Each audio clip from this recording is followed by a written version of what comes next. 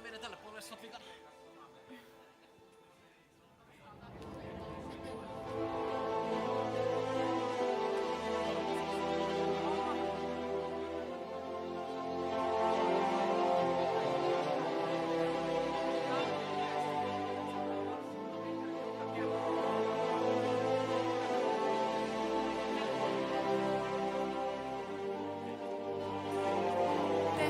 Testi. Tämä on testi. This is a test. Welcome.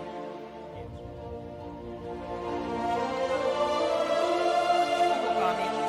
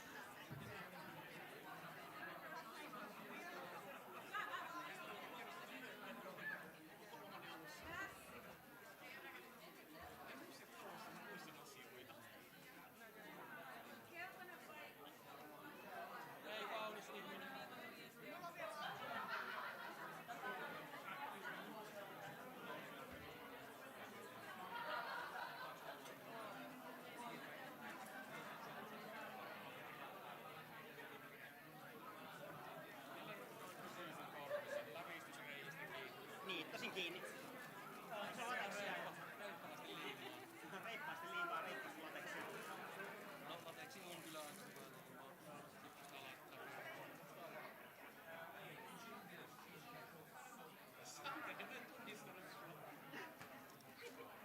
ihan tunnistetaan. Mitä? Joo. David ystävästi kertoi mulle, että mulla on blackface onissa. Myös massi. Mitä tanskalaiset on just tällaisia? Eikö? Ylisensitiivisiä. Joo. Aina.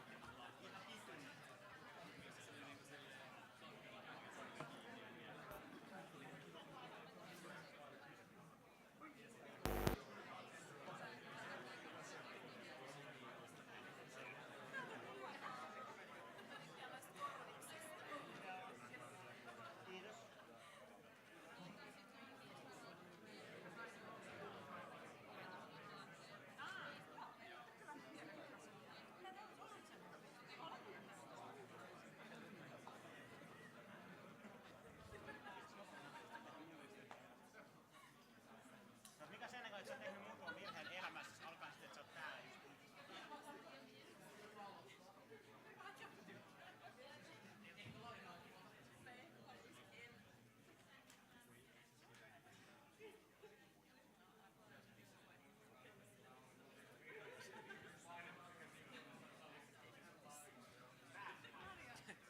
Vielä lisää ruokaa. Tämä.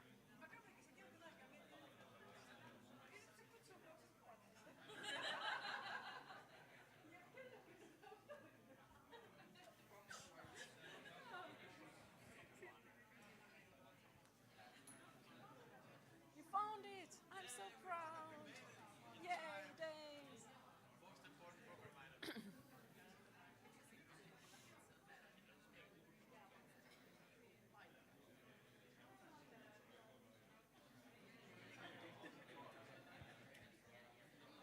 We're just waiting till the exact 00 so the live stream starts.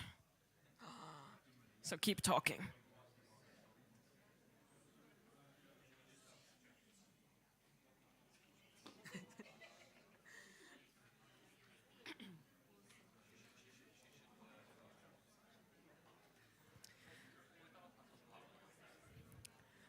So hello and welcome everybody.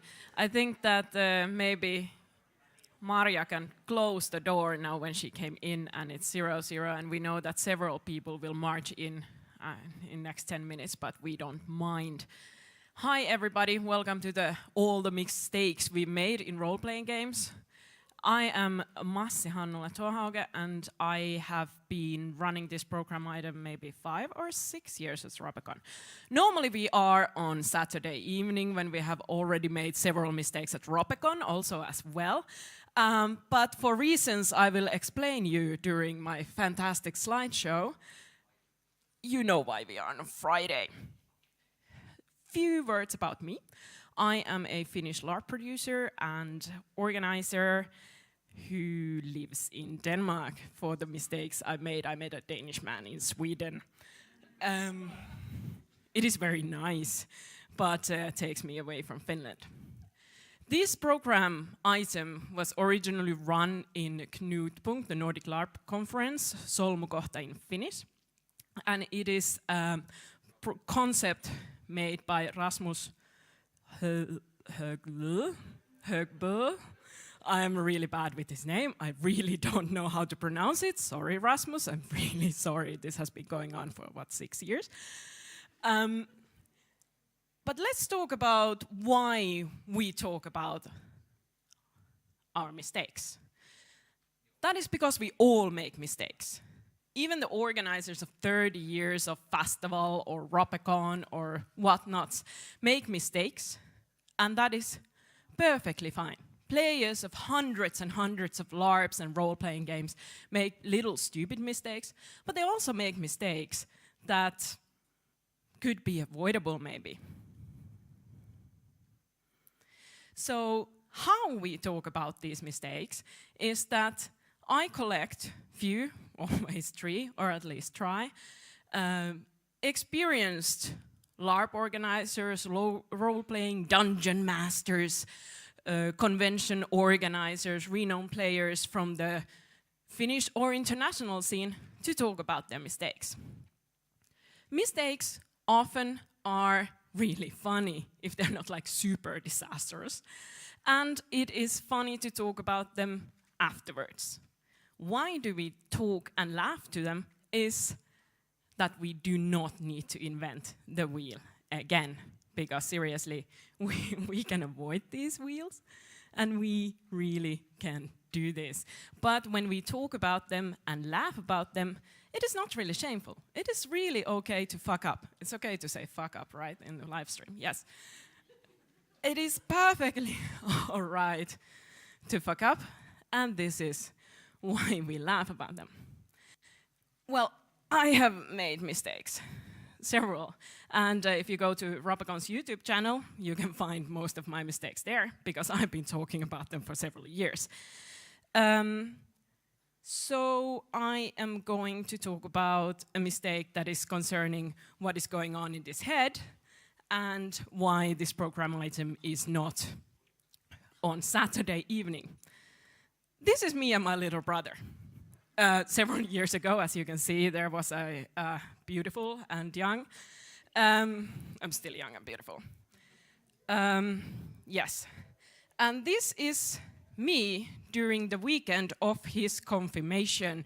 This is a Christian celebration in Finland for when people are 15 and do some stuff.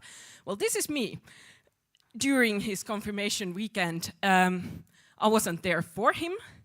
Some people might recognize this is a Ropecon after party.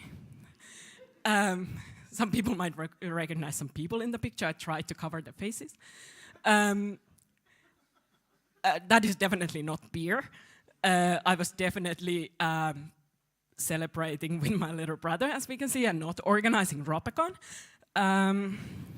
Yeah, to be honest, I didn't miss his whole celebration. I was there for the church part, I think. I might have been busy afterwards doing all kind of other things, like drinking beer with Heidi Saunevirta, not present in the picture. So, how is this relevant now? Well, guess who is fucking getting married tomorrow? My little brother is getting married tomorrow. And how did he come to me about this? Well, you know that Ropecon is organized on the weekend when it's Saturday, the 29th of July. Well, guess who's getting married then? I love him, I really do. And I would have been doing exactly the same. I'm pretty sure this is not the only reason, but I really loved the way he presented this reason to me. I don't know, is this actually in a way a mistake? In a way it is, because do not lose friends and family over Ropecon or over role-playing conventions or LARPs. That'd be stupid. They will get back to you. Yes. My first speaker is experienced Finnish LARP organizers with many talents. She has once, I have a notebook here. I have heard that she has organized many LARPs, or I know that she has organized many LARPs, and she was supposed to talk with me last year, but couldn't attend, and that was my mistake. So now she is here, and she will talk about mistakes she has made in role-playing games. Riikka Böök. Okay, thank you. So I found role-playing games, live-action role-playing games, about 19 years ago. And I was organizing my very first game, Tuppula, year 2002. I can see many faces who were there. I'm really sorry about it. Jukka, you also, if you're somewhere here. We had 2 beginner games. We have never organized LARP before. We had attended some, like 5, and it was 2002, so let's remember that.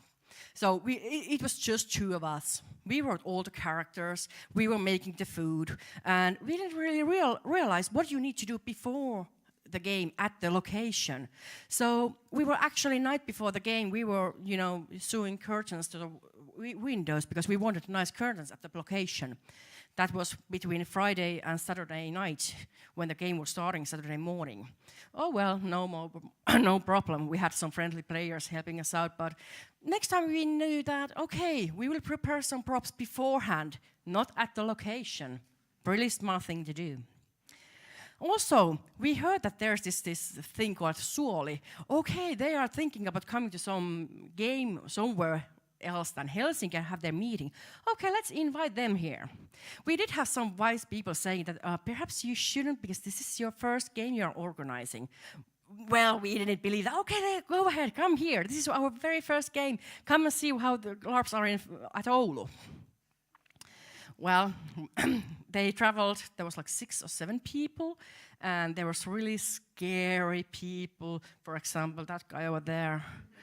I'm really sorry about it. However, just before we had the briefing before the game, I was looking for my partner in crime, and I noticed she has disappeared. Someone told me, oh, she can't speak in public. Okay, welcome everyone. She was crying in the forest. I hope that she had said to me beforehand that she's not able to speak in public. I can do that, no problem. Yep. So the game started while she was still crying in the forest, I think. Sorry about that also. In the middle of the game, we were thinking, okay, this is going straight to hell. They are not having fun. This is not working. The game is not working. What will you do? Peli seis. Peli loppu. Game over. And all the players say, what are you doing? Well, this is going straight to hell. But we want to continue. Okay, game on.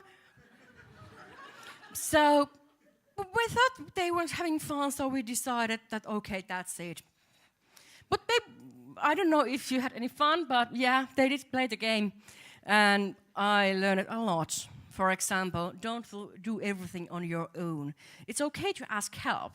If you're new, it's really okay to ask help and ask someone, hey, we are planning this game. Could you help us out and read through our plans? Does this sound smart, our plan? I did learn that from that. Next one went a lot better. Then we jumped to year 2011, so 9 years later. It was my big project, my dream child, Galeon. I had been working with the world and everything for 6 years or something like that. I had everything planned out so well, and then I started to recruit people to work with me. I got my friends working, okay, you and you, we will write your characters and we will do this and that. And everything was, in the beginning, going quite well. But then about 2 months before the game, 1 month before the game, I was like, okay, I had this feeling that everything isn't really working well.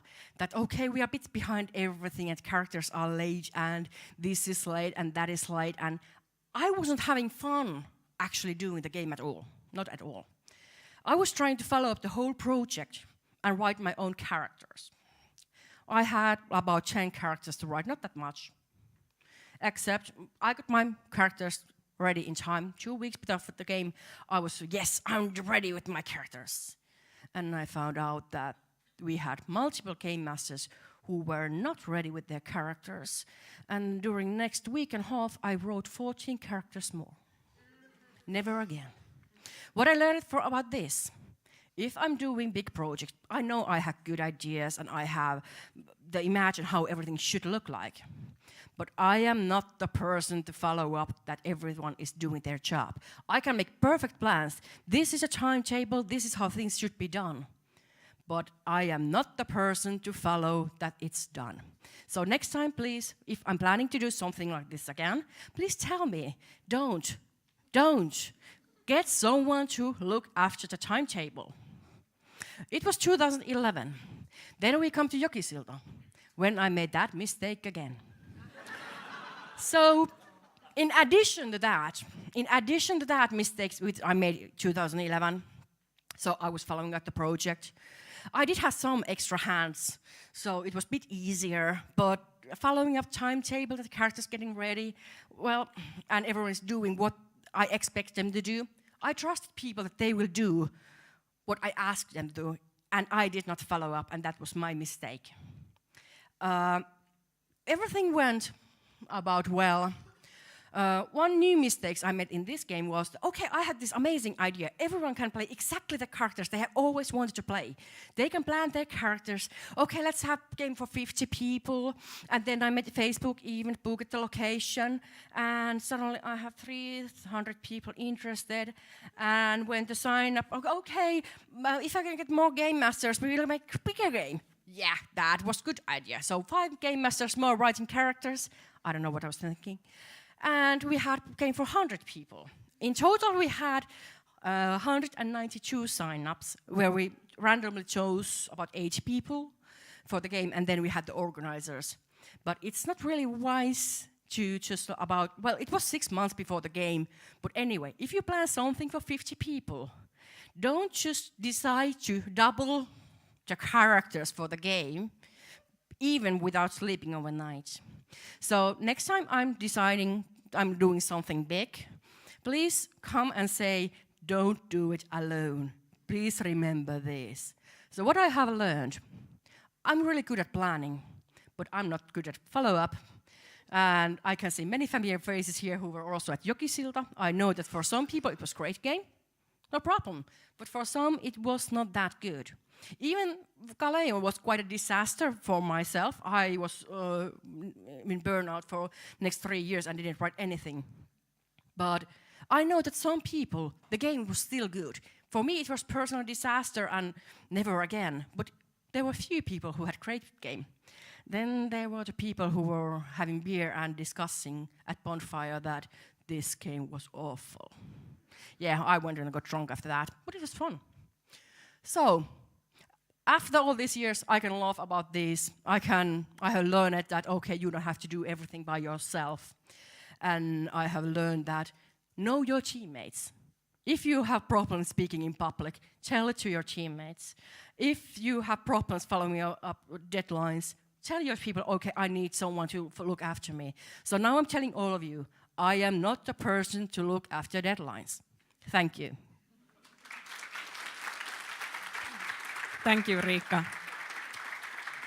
I would like to point out that we have fantastic slides. Last year I had slides that were made on Keynote. The computer is Windows, does not read Keynote. So last year we had 2015 slideshow. This year we are having a slideshow with right names. That is great.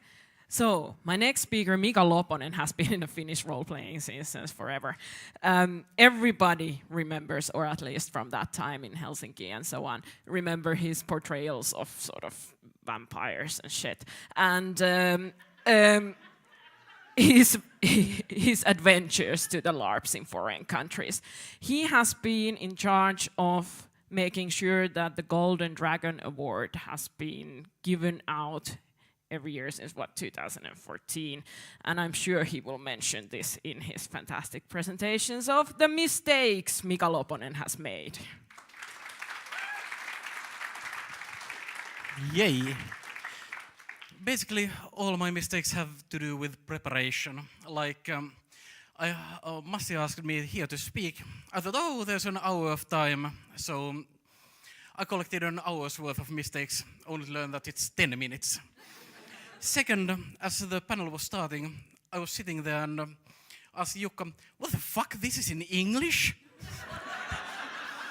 So, I'll just start with a quick anecdote on the game Riikka mentioned, Tuppula. I was there thinking that, oh, I might want to go to a LARP in Oulu. That's exotic. That's far away. That's rural.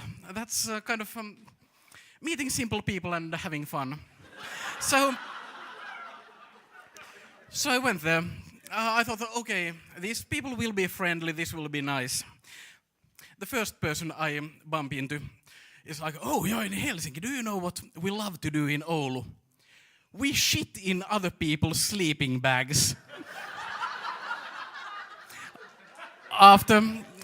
After the game, the guy came to me somewhat disappointed, like, I was thinking of shitting in your sleeping bag, but I forgot. And then he wandered off. But okay, onwards to the actual mistakes. This, basically, I might be the only person who has nearly managed to fuck up Ropecon, the whole event, 15 minutes before it started. Here are three short anecdotes that culminate into that. First a smaller one, then a bit larger one, and then that one. And I'll start on what I have learned about it. It's basically, after fucking up everything, just begging will typically help. There was a year, many years ago, when we arrived to Ropecon. This is a slight mistake. Anyone could have made it, but we collected into a circle like, now what have we forgotten to do? And okay, Golden Dragon winner. I can't remember who was responsible for the whole thing back then, but selected. Okay, everything we'll have them.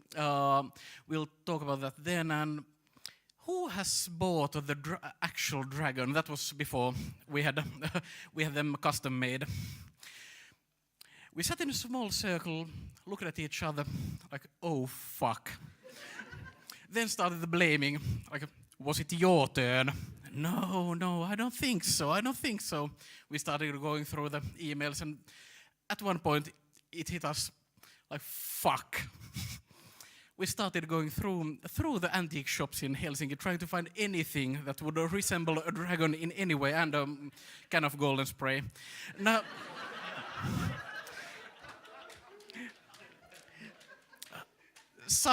one of us found something that was actually a dragon. And in the end, it was actually quite a golden one. The winner of that year got quite a unique statue, so they I guess they shouldn't be sad about it. I don't think they know about it. I will not tell. The second one year, again, I will not tell which year, it was ages ago.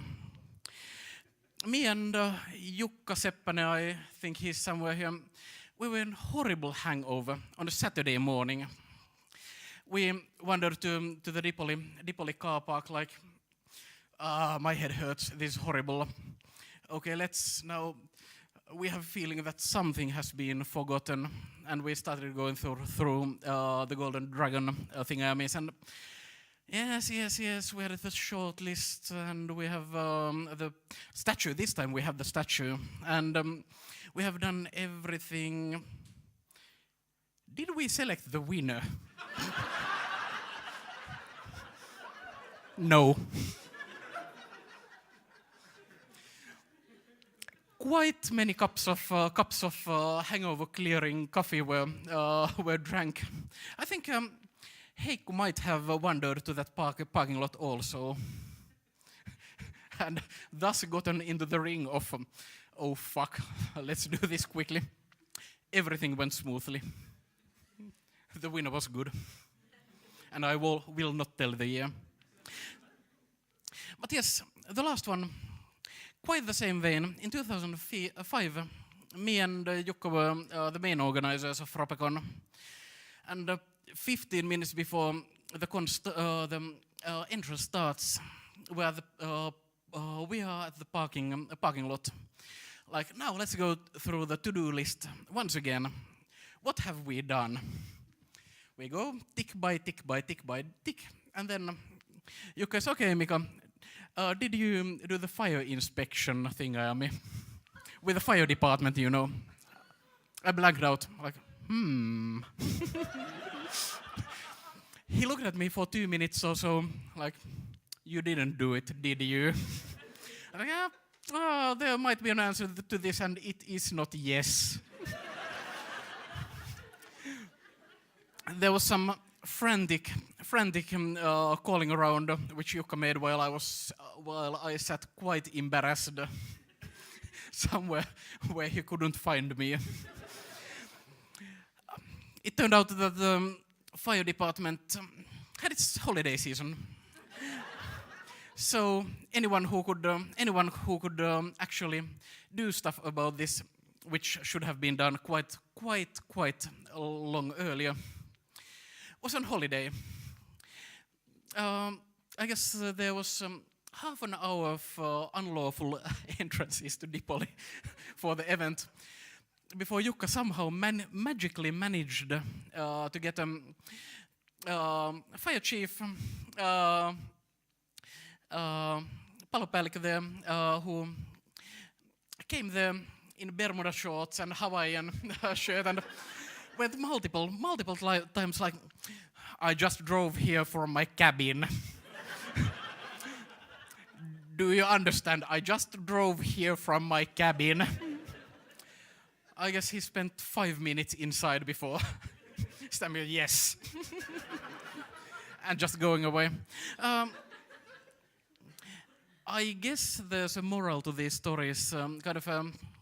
These are kind of teaching moments, and what they have taught me is that if begging doesn't save you, and it usually does, at least luck will. Thank you.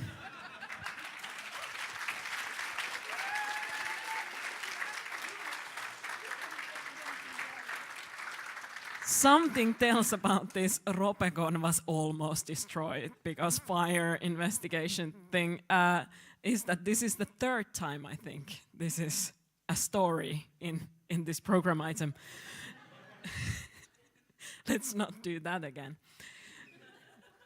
My third and final speaker is Jukka Särkijärvi, who writes a very successful role-playing blog that you have all heard about, I'm sure. He has also a reputation on holding really hilarious presentations about D20 and Pathfinder and role-playing games in general. And on top of being an organizer of Ropecon for several years now, he has been dabbling into Worldcon as well and is probably super stressed but still found time to come here and talk to us. So give a big hand to Jukka Särkijärvi.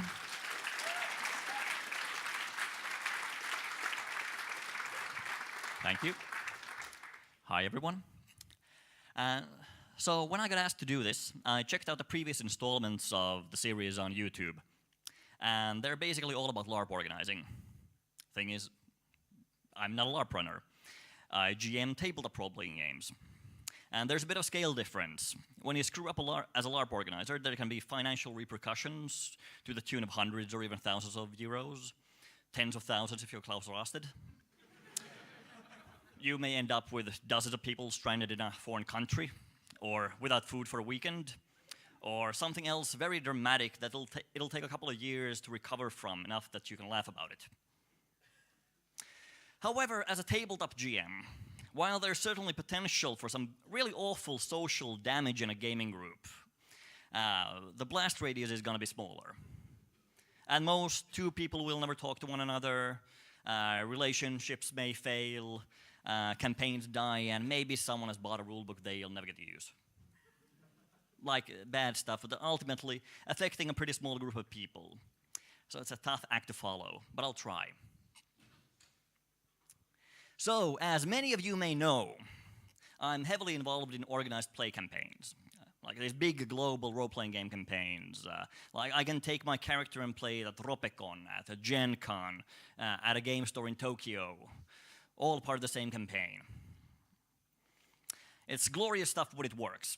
And there's this wonderful sense of community and shared experience of playing the same adventures and dealing with the same elitistic bullshit from the story game crowd online.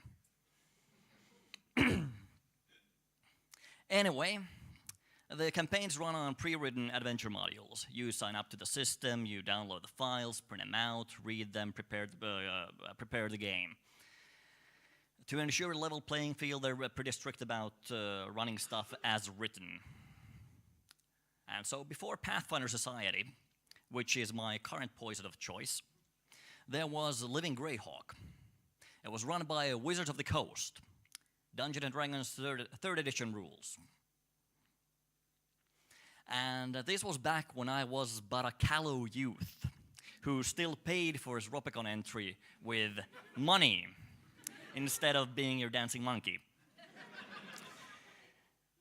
And I just got into the campaign the previous year, and I was asked to run a game.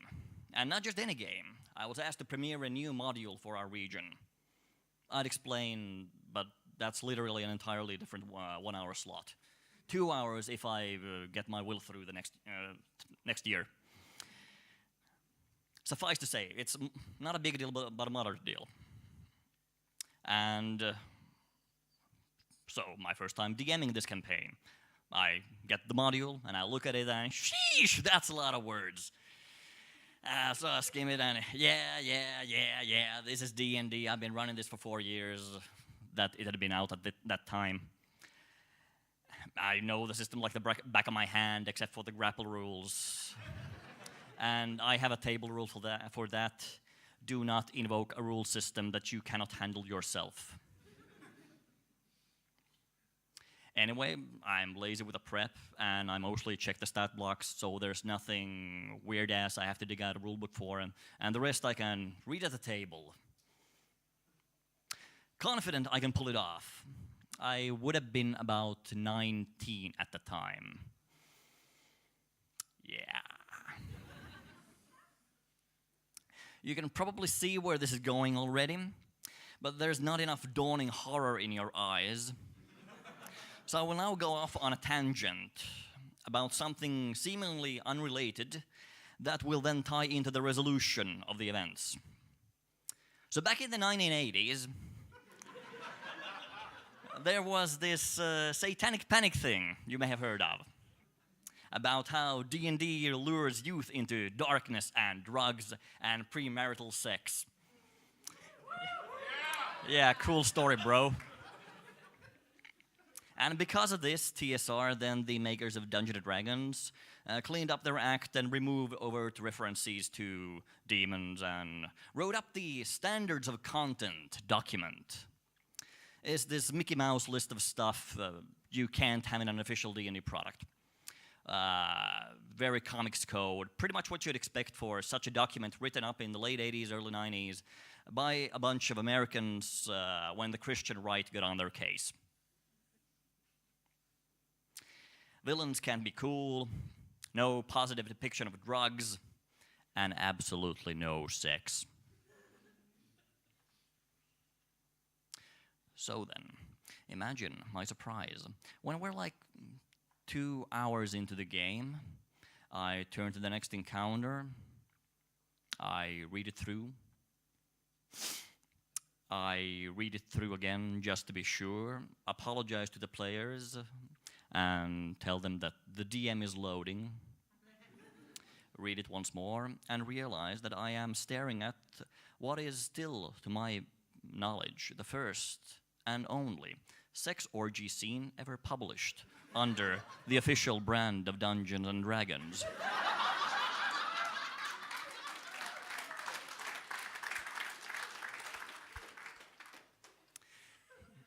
Yeah, whatever you're imagining happened next is probably both true and a lot more dramatic than what actually did happen, so I'll just fade that to black here. Moral of the story: read the damn adventure, because you never know when someone else's character is gonna get lucky.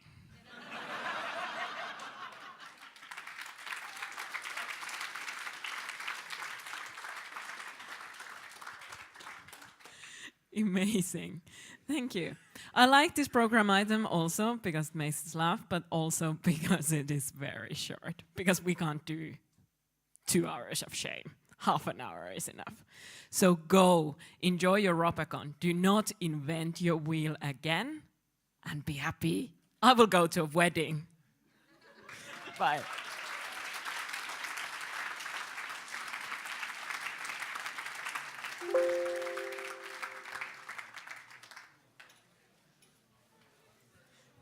Kenelle annan mikrofonin?